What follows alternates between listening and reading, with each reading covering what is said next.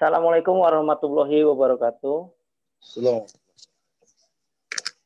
Allahumma hadana li hada wa ma kunna linahtadiya laula an hadanallah. Asyhadu an la ilaha illallah wa asyhadu anna Muhammadan abduhu wa rasuluh. Amma ba'du.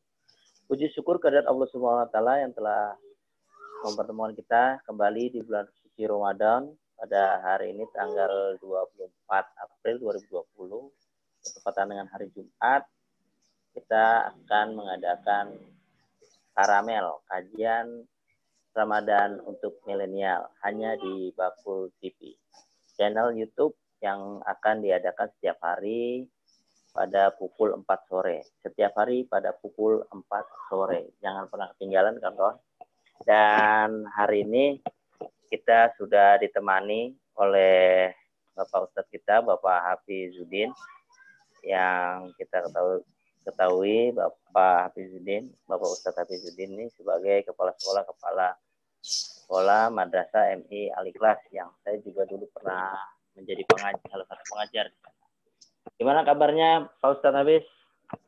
Alhamdulillah sehat.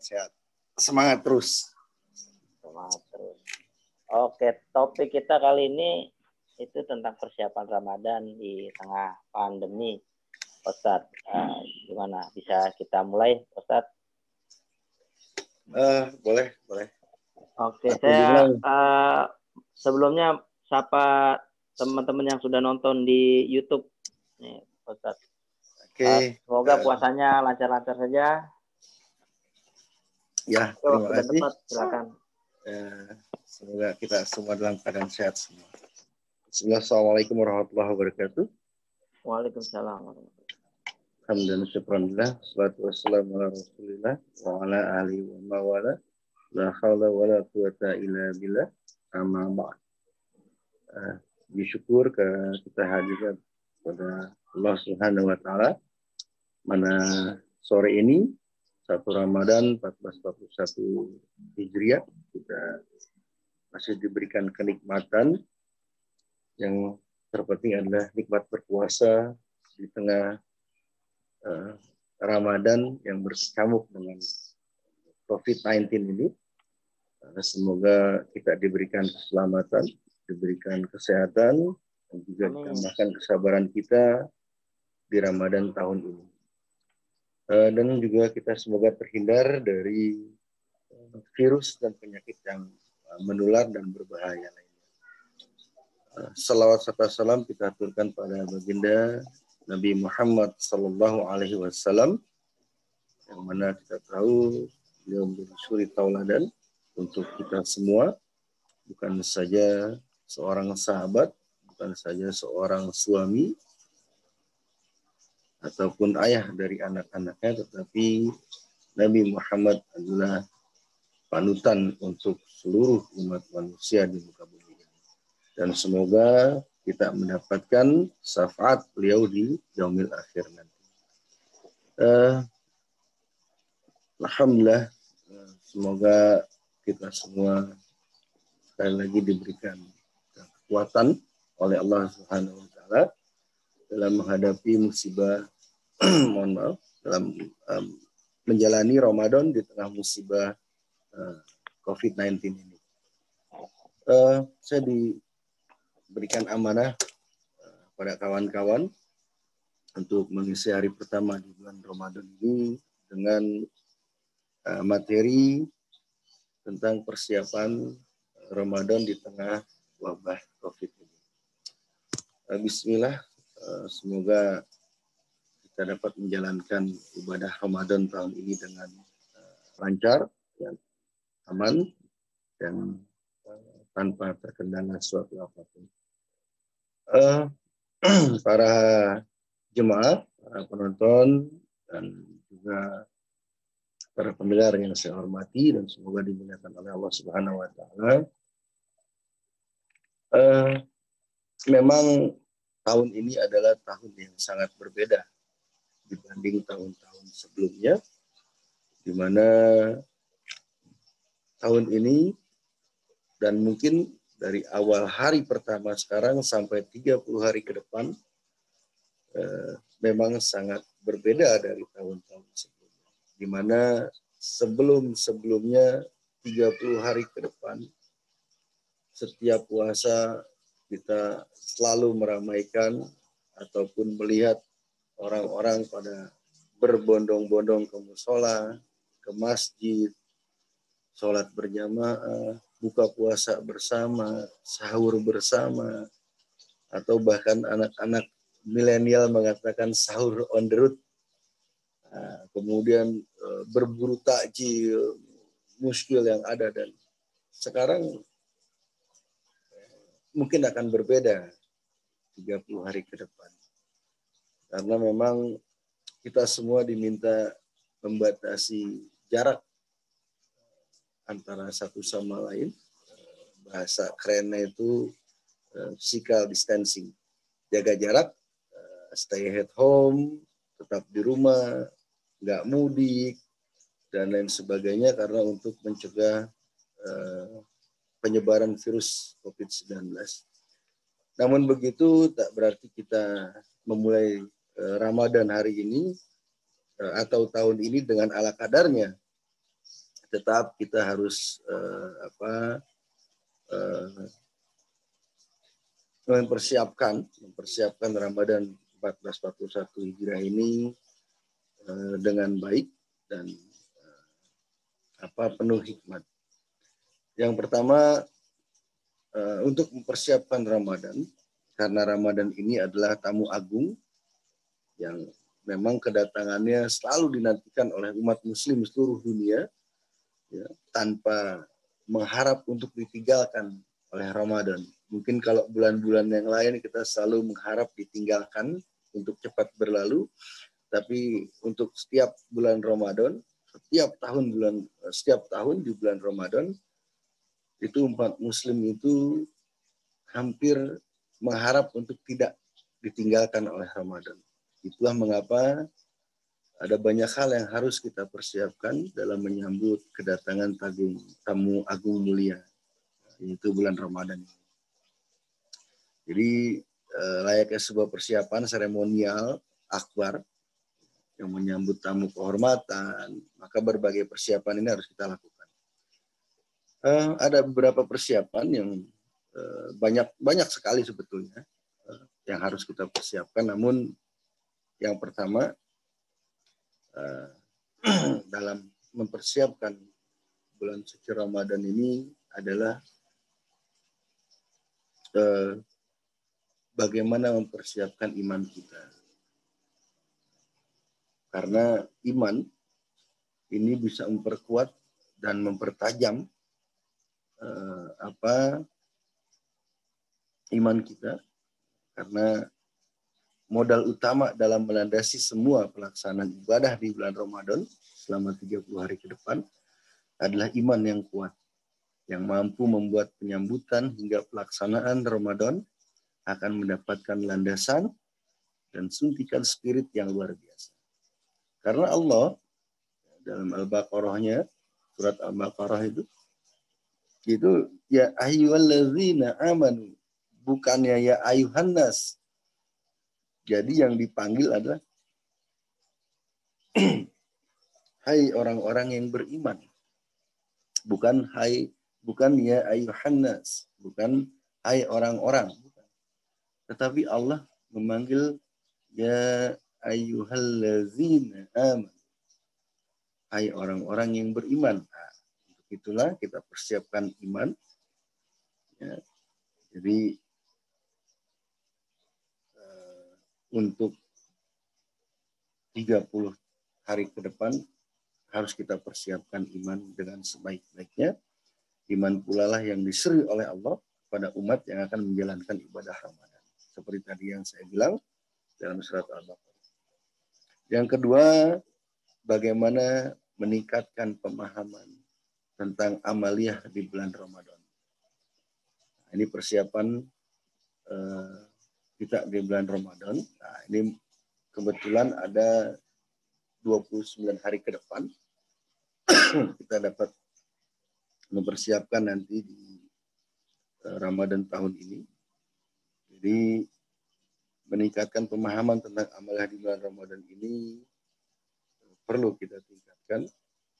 Karena tidak mungkin kita melakukan puasa tanpa tahu untuk apa puasa itu dilakukan.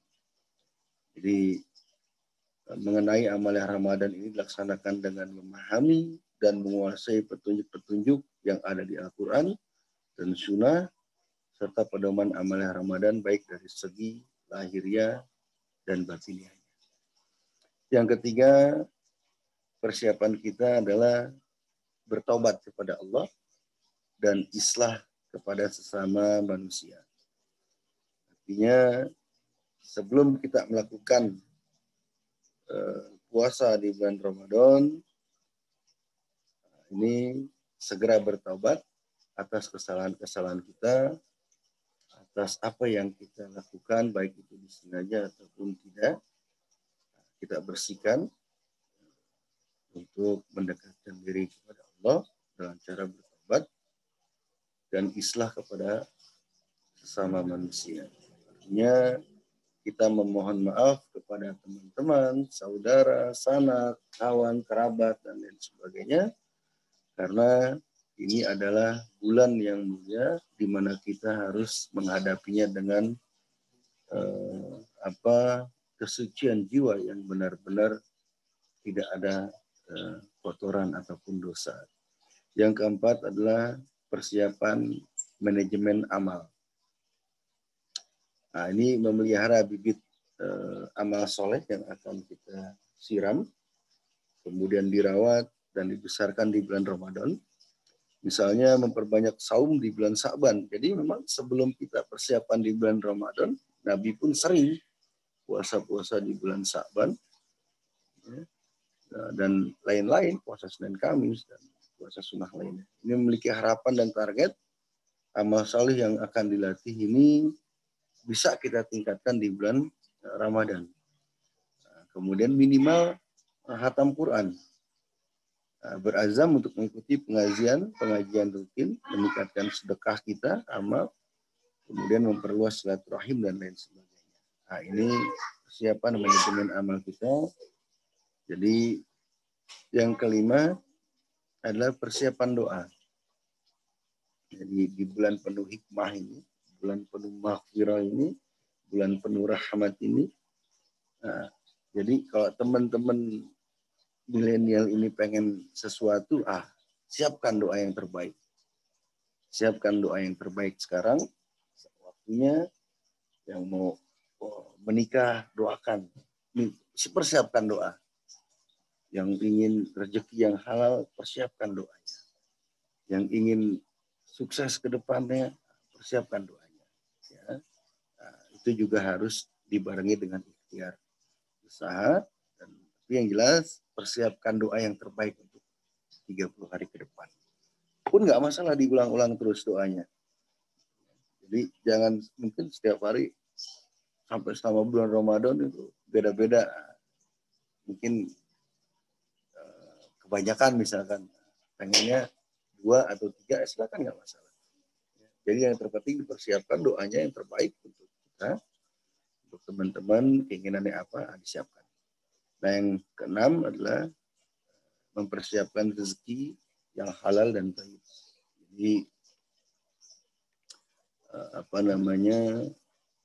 setiap kita dimulai ingin Ramadan, persiapkan rezeki kita nih yang halal dan baik ini, supaya kita menjalankan prosesi ibadah saum Ramadan ini dengan lebih nyaman, lebih tenang, dan juga karena apa? Karena makanan yang kita makan itu dapatnya dari rezeki yang halal dan baik. Dan yang terakhir adalah yang ketujuh, ini yang paling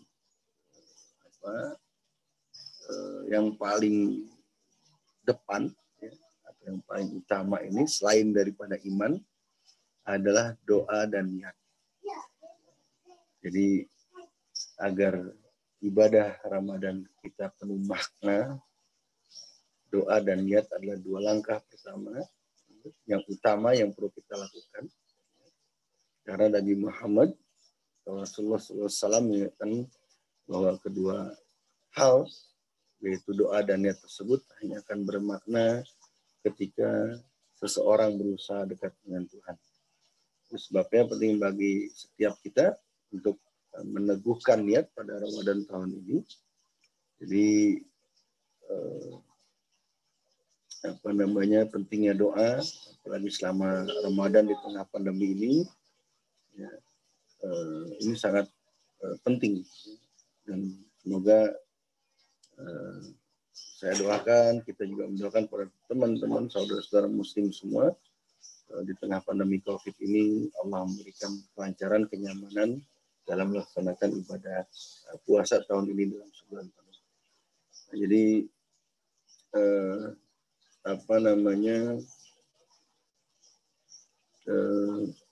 niat dan doa ini perlu memang kita tancapkan dalam hati kita. Ya. Jadi nggak ada lagi setiap kegiatan diiringi dengan yang lain kecuali dengan doa dan niat. Jadi ada beberapa hal, sebetulnya kurang lebih ada 10 sampai 11 persiapan, tetapi ini yang saya dapat berikan pada teman-teman semua. Semoga dapat bermanfaat dan juga dapat memberikan sedikit gambaran tentang bagaimana mempersiapkan puasa di Ramadan tahun ini, karena memang seperti tadi saya bilang bahwa setiap tahun bahkan dari kita bisa berbeda mempersiapkannya, tergantung bagaimana kita mengartikan Ramadan itu dalam diri kita semua. Jadi kalau misalkan orang yang sudah benar-benar bertakwa, dia akan berbeda mempersiapkan Ramadan. Nah, bagi kita yang ingin masuk melangkah pada awal bagaimana Ramadan, apalagi yang baru mulai puasa nih bagi yang milenial gitu kan, pagi puasa siang berbuka kan biasanya seperti itu, kemudian dilanjutkan lagi berpuasa kembali gitu. Nah, ini zaman-zaman anak-anak kecil dulu seperti itu. Nah, mungkin untuk sekarang prepare-nya atau persiapannya lebih berbeda. Jadi dari saya semoga sekali lagi bisa diberikan kekuatan dan siapkan ibadah Ramadan di tengah pandemi COVID ini di rumah dengan sebaik-baiknya. Jadi tidak ada yang perlu ditakutkan tentang masalah virus atau wabah ini. Yang jelas bukan kita takutkan, tetapi yang kita harus kita jaga ya, kesehatan kita, keluarga kita, dan juga orang-orang yang kita sayangi. Jadi COVID ini bukan kita harus takutkan.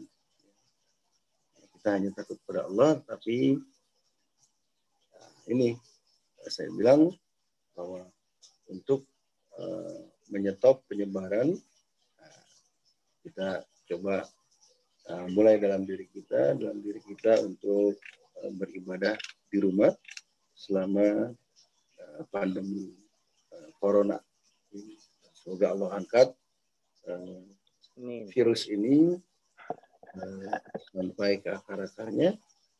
Insya Allah mudah-mudahan Ramadan tahun ini kita bebas dari pandemi corona. Dari saya cukup sekian. Mohon maaf atas segala kurangan. Assalamualaikum warahmatullahi wabarakatuh. Waalaikumsalam warahmatullahi wabarakatuh. Terima kasih Pak Ustadz. Ini tadi saya yang dipersiapkan, saya rangkum sedikit. Itu adalah iman, rezeki, dan doa yang konsisten ini. Nah, ini ada pertanyaan Pak Ustadz. Doa yang konsisten itu bagaimana maksudnya? Sedangkan misalnya apakah doa itu harus detail atau yang umum-umum saja Ustadz yang kita pelajari. Kan yang kita pelajari kan doanya umum, atau doa sapu jagat misalnya, minta bahagia, atau mungkin bisa lebih detail saya berdoanya seperti minta kesehatan, disembuhkan, atau ingin punya sesuatu harta duniawi, atau seperti apa nih Pak Ustadz? Doa yang konsisten itu. Ya, doa yang konsisten itu doa yang pagi, siang, sore, malam isinya itu aja, itu doa konsisten tuh. Artinya karena yang namanya kita berdoa itu kan nggak langsung diijabah. Mungkin ada orang yang dia berdoa meminta rezeki, minta harta, bisa 15 tahun dia diberikan oleh Allah. Ya. Dia bisa minta istri, ya, kan? Ya karena doanya tidak bukan ajak, ya tidak pasti dia ntar berdoanya begini, ntar berdoanya begini. Jadi doa yang baik adalah ketika kita ingin minta pagi, siang, sore, malam. Pagi di sela-sela setelah sholat atau dalam sujud kita minta sama Allah. Ya. Jadi ketika kita ingin meminta harta yang baik, yang halal, yang berdoa satu hari itu, bahkan bisa 1 bulan. Jadi ada orang yang berdoa sapu jagat selama 10 tahun ya dia doa sudah. Jadi jangan yang terpenting adalah jangan berputus asa atas doa yang telah kita sampaikan, dan insya Allah yakinlah pada Allah apa yang kita minta itu akan dijawab, akan diterima, karena Allah sendiri yang bilang, mintalah sama aku, mintalah padaku. Itu Allah sendiri yang bilang. Jadi kalau berdoa itu ya konsisten, misalkan pengennya istri, ya istri terus minta. Pengen minta 2, ya silakan. Istri dan rezeki, ya udah silakan minta. Itu yang penting konsisten itu dulu. Tapi jangan lupa doa untuk kedua orang tua, doa untuk guru-guru, doa untuk saudara yang lain, yang seiman, ya itu diaturkan juga. Jadi, yang konsisten itu ya silakan maunya apa.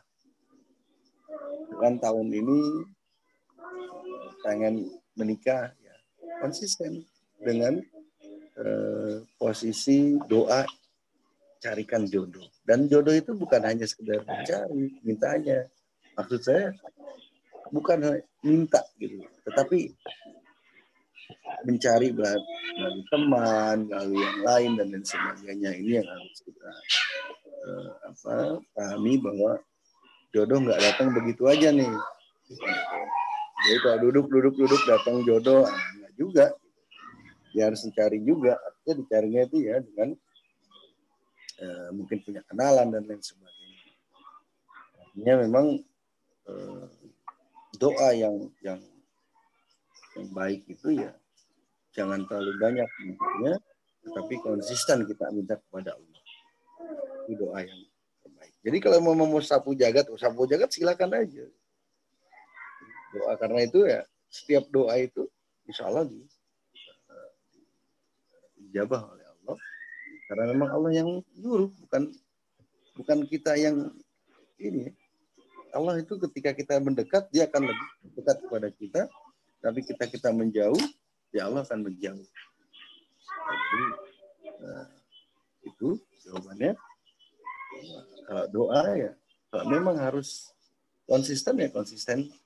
Maunya mau apa gitu. Ya, Bang. Harus detail Bang ya, doanya juga. Oh iya, harus detail dong. Jadi jangan ngambang. Iya, ya. Dan itu juga dibarengi dengan ikhtiar, usaha. Betul. Jangan berdoa saja, apalagi persoalan jodoh nih Bang. Kalau kata orang jodoh itu tidak bisa jatuh dari langit, itu harus dijebak itu Bang. Benar. Iya, baik. Untuk menjaga konsistensi kita di bulan Ramadan masa pandemi ini, kita kan aktivitas di rumah total nih, Bang. Kira-kira ada tips-tips khusus nggak nih, Bang, nih? Kegiatan apa sih yang bisa kita lakukan untuk meningkatkan ketakwaan kita selama bulan Ramadan di tengah wabah pandemi ini? Ya, sebetulnya banyak hikmah yang kita ambil gitu. Di dalam kondisi pandemik ini, dalam puasa ini, bahkan sebelum puasa sebetulnya itu banyak banget yang perlu kita ambil. Yang pertama, ya bagi orang yang nikah, yang sudah nikah atau yang sudah memiliki anak, itu lebih dekat di rumah dengan istrinya, dengan anaknya, dengan tetangga, walaupun tidak banyak ketemunya dengan tetangga, tapi minimal kita bisa bertatap muka lebih sering. Nah, apalagi dengan istri dan juga anak kita. Nah, ini persiapan atau mengenai apa sih yang kita lakukan di bulan Ramadan ini, ya memang kita, ya tadi saya seperti bilang di awal, kita akan kehilangan beberapa ritual-ritual yang biasa kita temui di rumah, ya.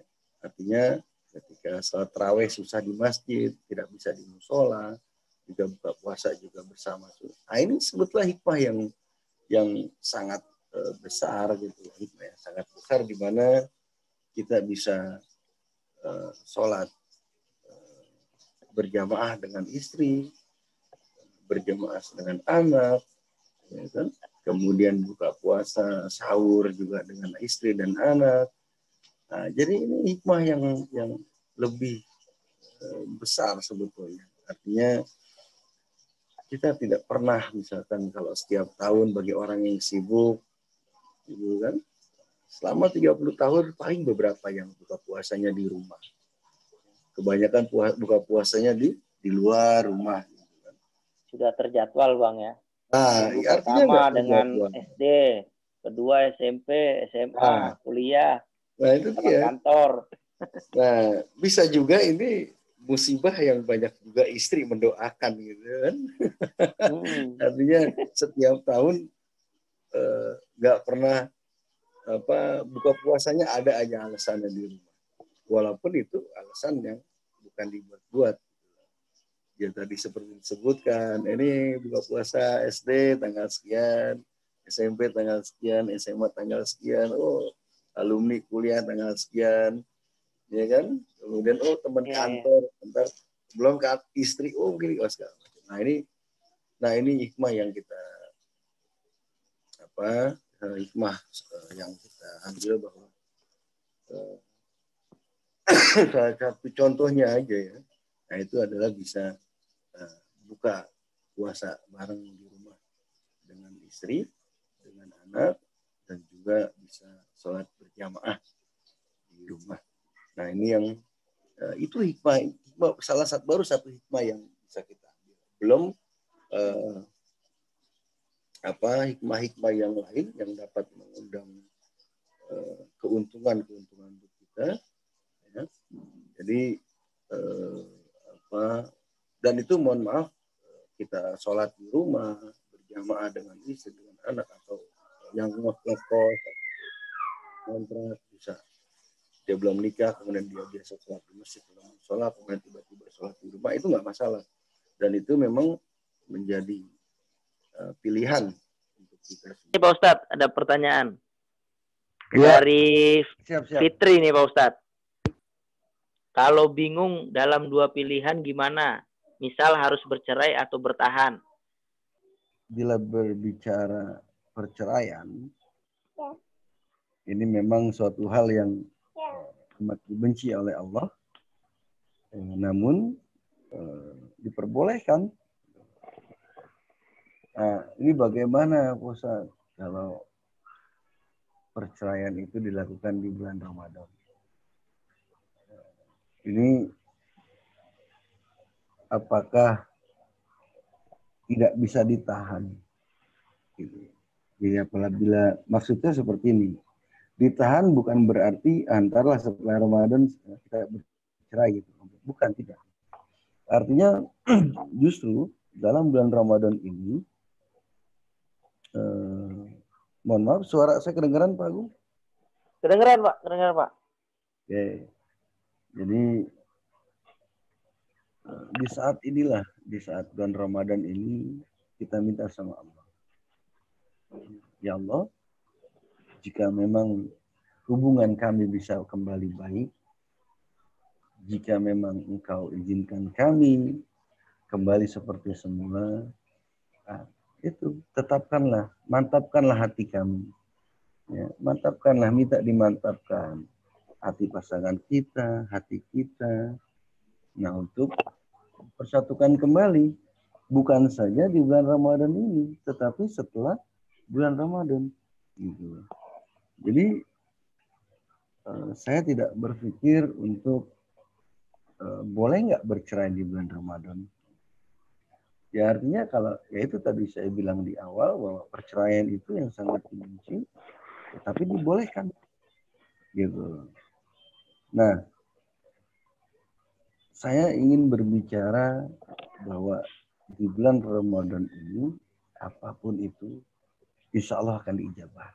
Jadi yang tadinya punya permasalahan ya, sama istri atau sama suami, baik itu dengan mertua ya, atau orang tua, nah, inilah bulan ini saatnya untuk meminta. Bulan ini saatnya untuk memohon sama Allah bahwa yang pikiran untuk kita pisah-pisah itu dihilangkan. Kalau bisa, seperti tadi saya bilang, ya, minta sama Allah, kalau memang dia masih cocok, memang dia masih menjadi yang terbaik, ya, berikan yang terbaik. Dalam hati kita, tancapkan bahwa Allah tidak salah pilih untuk diri kita. Jadi, jangan berpikir yang negatif ketika dalam bulan Ramadan. Insya Allah, bagi yang ingin punya masalah, bagi yang punya masalah, itu akan diselesaikan masalahnya di bulan Ramadan ini. Bagi yang ingin bercerai, kemudian Allah persatukan kembali, dan ingin yang terpisah, Allah dekatkan kembali. Nah, ini mungkin jawaban saya. Jadi, mohon maaf bila tidak memuaskan. Wallahu a'lam bishawab. Oke, baik, Pak Ustadz. Justru ini waktu yang tepat untuk kita saling merenungi, Pak Ustadz ya. Dengan kebersamaan kita, khususnya dalam menghadapi pandemi ini, kita harus bekerja sama, di mana banyak orang juga yang lebih sukar kehidupannya dibanding dengan kita. Betul. Saat ini. Jadi kita harus sesedia mungkin berpikir positif tadi, seperti kata Pak Ustadz. Karena awal dari niat yang positif, berawal dari pikiran-pikiran yang positif. Pikiran yang positif semua. Gitu. Dan memang perceraian ini di kalangan milenial menjadi seperti tren, Pak Ustadz. Banyak pasangan muda yang, ya banyak pasangan menikah muda, kemudian nggak lama dia kemudian bercerai, Pak Ustadz. Ini memang menjadi persoalan sih sebenarnya di tengah-tengah masyarakat, di mana pernikahan di muda ini tidak disikapi dengan dewasa dan bijaksana, Pak Ustadz. Ya, karena memang bahkan zaman Nabi pun sahabat-sahabat banyak yang nikah muda.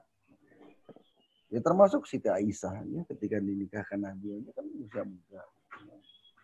Ya, nah, tapi kenapa beda gitu pergeseran orang-orang dulu, bahkan orang-orang tua kita.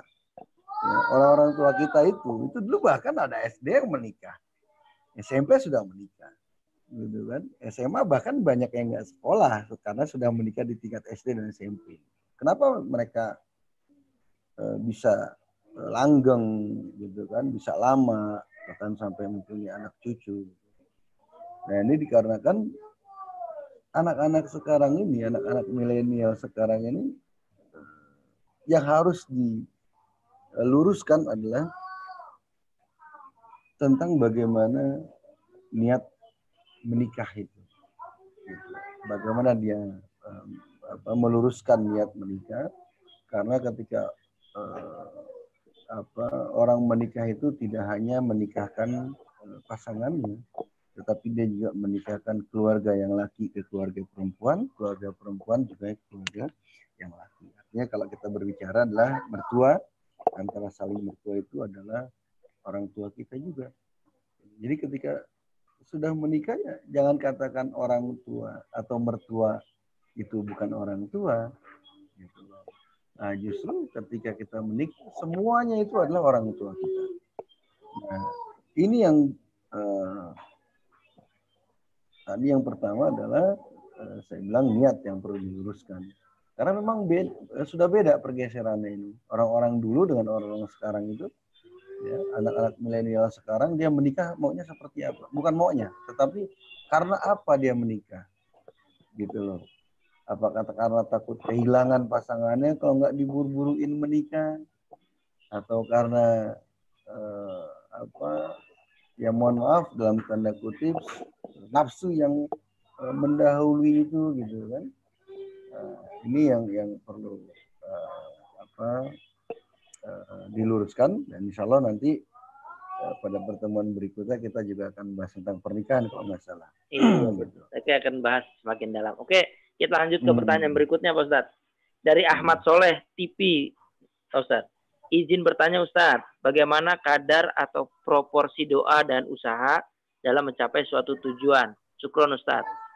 Jadi proporsinya Pak Ustadz, doa dan usaha itu. Porsinya ini persentasenya atau bagaimana ini? Iya, mungkin seperti itu Pak Ustadz. Ya artinya gini, setiap kita berdoa, yang pertama adalah adabnya bagaimana kita beristighfar, kemudian berselawat pada Nabi, ya, kemudian mendoakan kedua orang tua dan sebagainya. Intinya adalah ketika kita ingin berdoa, ya tadi saya bilang bahwa persiapkan doa yang terbaik. Apalagi ini di bulan Ramadan, siapkan doa yang terbaik untuk diri kita, untuk keluarga kita, untuk sanak saudara kita. Jadi persiapkan yang terbaik. Tadi dibilang oleh Mas Agung tentang konsisten. Apakah hari ini kita berdoa minta rezeki, besok kita minta rezeki, besok lagi minta rezeki, itu silakan. Dan memang yang terbaik adalah doa yang konsisten. Apa yang ingin kita minta tahun ini, ya kita doakan itu. Mungkin selama sebulan kita doanya itu aja. Porsinya ya Allah, saya minta jodoh yang baik, ya Allah saya minta rezeki yang halal. Nah, itu mungkin dua, ya udah konsisten di situ. Misalkan ya Allah lancarkanlah urusan saya, baik itu urusan pekerjaan, urusan belajar, urusan usaha, urusan yang lainnya gitu. Nah, itu kita usahakan di sana. Dan jangan lupa kalau kata ulama-ulama dan syekh itu ya, misalkan kita ingin minta maaf, jangan lupa membawa kalimat-kalimat Asmaul Husna, ya Ghafar, ya Ghafur. Nah, kita ingin minta rezeki ya Razak. Jadi untuk membuka itu ya kita memohon sama Allah. Minimal misalkan dua kita ingin minta permohonan ampunan ya Ghafar, ya Allah, ampunilah dosa kami, dosa istri kami, dosa anak-anak kami, dosa kedua orang tua kami. Ketika ingin minta rezeki, ya minta yang halal ya Razak, ya Razak, ya Razak. Jangan banyak-banyak. Jadi misalnya minta 3 ya sudah 3. Itu yang diulang terus. Minta 4. Karena kalau minta kebanyakan kemudian dikasih semua, repot juga kita. Kita yang repot. Jadi fokuskan misalnya minta 2, minta 3, ya udah itu yang diulang-ulang. Continue itu. Jadi dan jangan sekali lagi jangan pernah berpikir tidak akan pernah diterima. Insya Allah Allah Maha menerima doa. Apalagi doa di bulan Ramadan ini. Jadi jangan pernah takut untuk tidak dijawab. Jadi masalah berbicara porsi, selama kita berpikir kalau saya terima semuanya nih, kita minta 10 10-nya dikasih, bisa nggak saya nanggung? Bisa nggak kita dikasih amanah? Nah, rata-rata jarang. Makanya minta porsinya apa yang kita butuhkan, apa yang kita pentingkan, nah itu dulu. Misalkan 2 atau 3, minta itu 2 atau 3 itu. Jangan 10, 11, akhirnya dikasih, yang kita nanti terimanya. Jadi itu aja jawaban saya. Wallahu a'lam. Iya. Ya, terkadang manusia ini tidak mengukur dirinya kayaknya Pak Ustadz ya. Jadi dia minta segala sesuatu, padahal juga Allah belum tentu itu baik untuk diri kita Pak Ustadz. Betul. Allah yang lebih memahami apa yang kita butuhkan sebenarnya, apa yang lebih pantas kita terima. Jadi ini ada pertanyaan berikutnya Pak Ustadz. Dari Tulus Setio Pamuji. Punten Ustadz, saya mau bertanya. Jika ada seorang lelaki menikahi perempuan, apabila perempuan tersebut sejak lahir belum pernah diakikah oleh kedua orang tuanya, lalu menjadi tanggung jawab siapa akikahnya Pak Ustadz? Dari Tulus, saudara Tulus nih. Ya, ada beberapa ulama yang mengatakan bahwa ya kalau sudah besar ya sudah nggak perlu diakikahkan, gitu kan. Dan akikah itu adalah tanggung jawab orang tua, itu bukan tanggung jawab suami ataupun tanggung jawab yang lainnya, tidak. Akikah itu ya tanggung jawab orang tua. Mungkin dulu ketika dia masih orang tuanya serba kekurangan, belum punya rezeki yang banyak, kemudian tidak sanggup untuk melaksanakan akikah, ya itu nggak masalah. Ya, tetapi kalau dia sudah berkecukupan untuk akikah dan lain sebagainya, ya dia harus melaksanakan akikah. Jadi kembali tadi pertanyaan, kalau dia belum diakikahkan, kemudian sudah menikah, apakah menjadi tanggung jawab suaminya? Kan seperti itu. Iya Pak. Ya, udah nggak ada lagi itu. Jadi ya sudah, biarkan saja gitu. Artinya biarkan itu ya, udah serahkan sama Allah gitu. Karena itu urusan orang tuanya. Ketika mungkin tadi saya bilang orang tuanya belum mampu, ya Allah akan memaafkan itu semua. Gitu. Jadi akikah ini kan untuk yang memang orang yang sangat mampu gitu, orang yang mampu untuk memberikan akikah itu. Dan jadi, itu ketika batasannya ketika lahir itu ya Pak Ustadz ya, kan ada juga ya, yang ada kalau mau berkorban tuh Pak Ustadz. Biasanya kan ini akikah dulu, mungkin di masyarakat tuh kan seperti itu Pak Ustadz. Jadi jadi akikah dulu baru bisa berkorban gitu di Idul Adha. Ya artinya kalau memang maaf, jadi gini, ada yang 7 hari, ada yang 14 hari, kan seperti itu, ada yang 21 hari. Nah, tetapi Nabi Muhammad SAW itu selalu melaksanakan akikah itu pada 7 hari setelah kelahiran anaknya. Jadi ada yang mengatakan sampai besar atau itu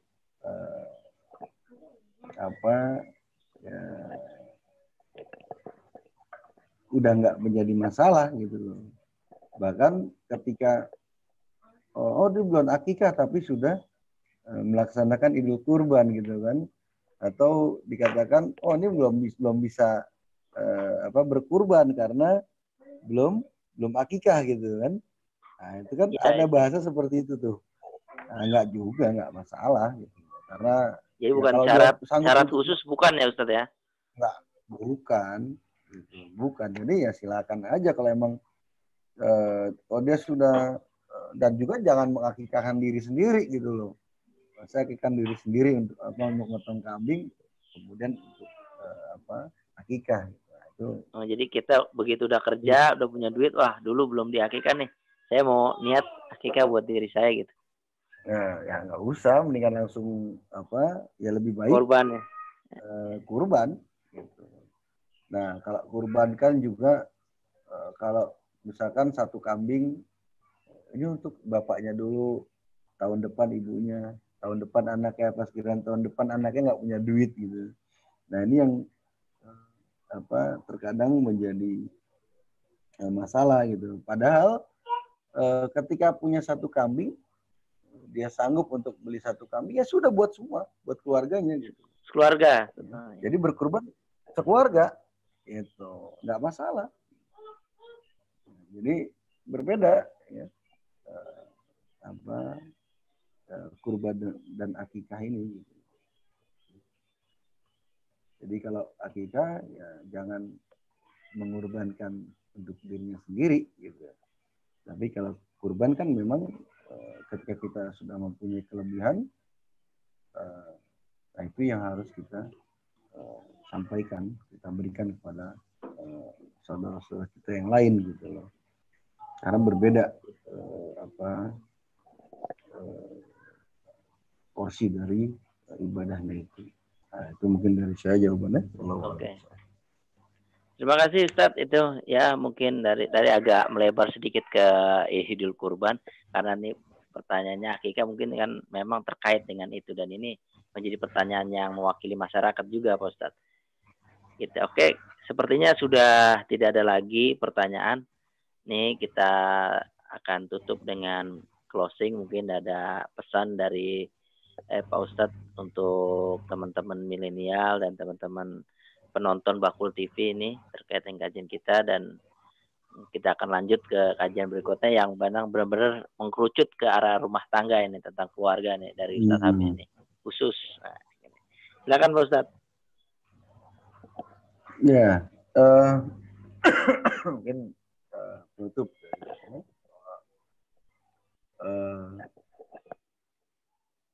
dalam bulan Ramadan ini tadi saya sudah bilang mengatur amal dan lain sebagainya. Nah, ini ada beberapa yang ingin saya katakan bahwa Allah memberikan cobaan itu, insya Allah semua orang dapat melewati dari cobaan itu. Jadi nggak mungkin Allah memberikan cobaan batasan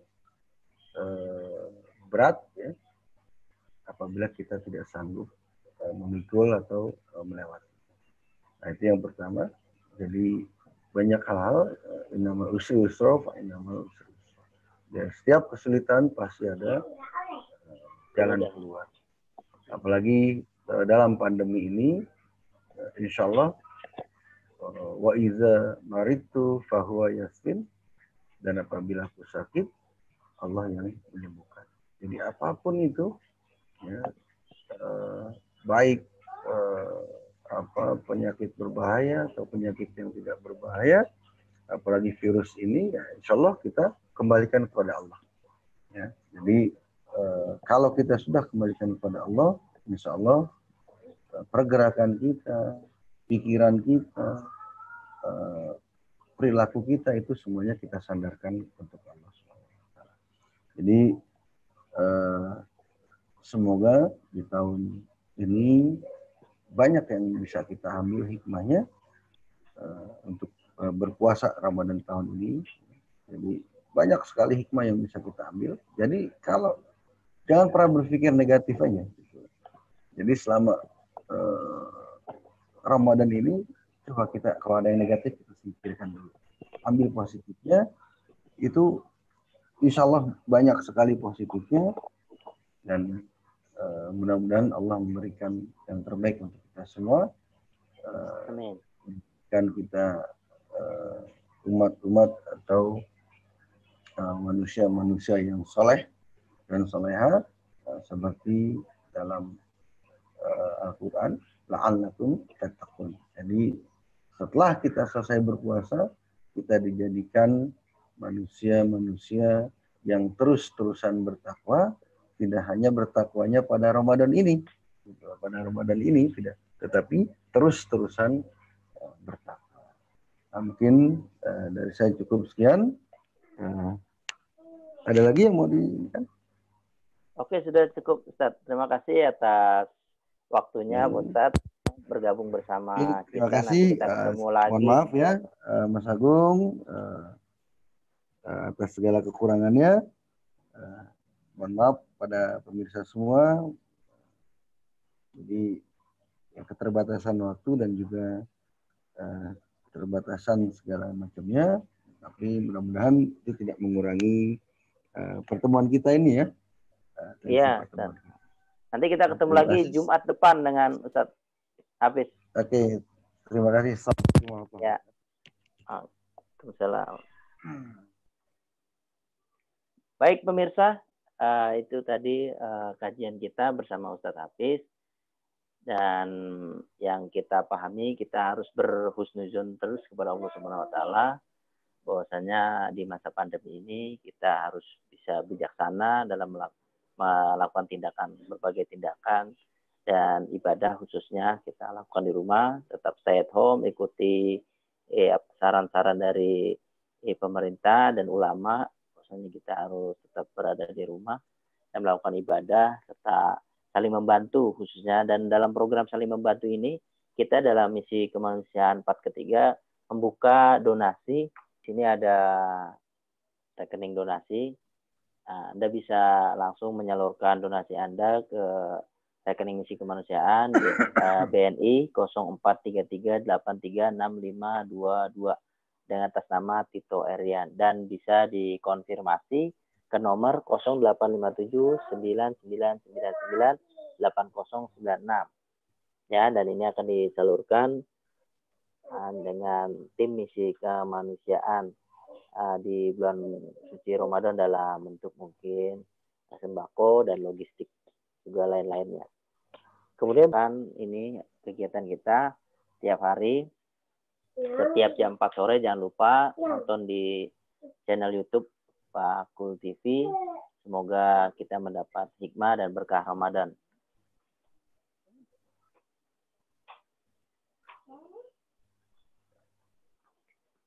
Baik, cukup sekian dari kami tim Bakul TV. Saya Agung T. Prawoto mengucapkan salam.